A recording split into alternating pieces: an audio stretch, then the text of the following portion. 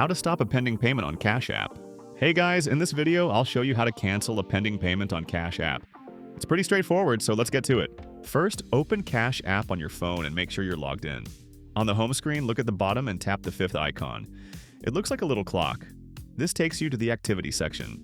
Here, you'll see all your transactions, including pending ones. Find the pending payment you want to cancel and tap it. If it's still pending, you should see a Cancel option. Hit that to stop the payment. Note that you can only cancel pending transactions, not completed ones. If you don't see the cancel option or can't find the transaction, here's another way.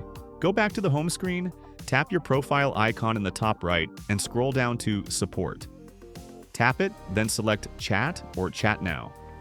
Send a message to Cash App Support, explaining you want to cancel a pending payment.